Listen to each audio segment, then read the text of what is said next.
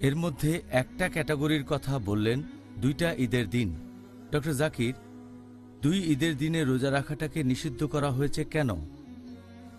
ঈদের দিন দুটো ঈদ, ঈদুল ফিতর আর ঈদুল আজহা, এই দুটো হলো উৎসবের দিন।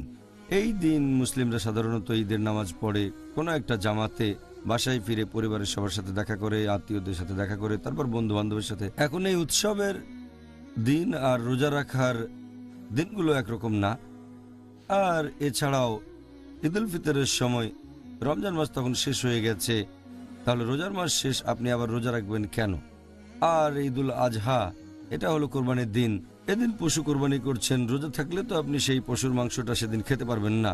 এ কারণে দুই ঈদের দিনে রোজা রাখা নিষিদ্ধ। আমাদের নবী মুহাম্মদ সাল্লাল্লাহু সাল্লাম বলেছেন, এটা উল্লেখ আছে সুনান আবু দাউদে, খণ্ড নম্বর 2, বুক অব ফাস্টিং, হাদিস নম্বর 2410। প্রিয় নবী বলেছেন, দুটো ঈদের দিনে তোমাদের রোজা রাখা নিষিদ্ধ। ঈদুল আজহা, কারণ এদিন কোরবানি দিচ্ছেন, রোজা থাকলে আপনি সেই পশুর মাংস খেতে পারবেন না।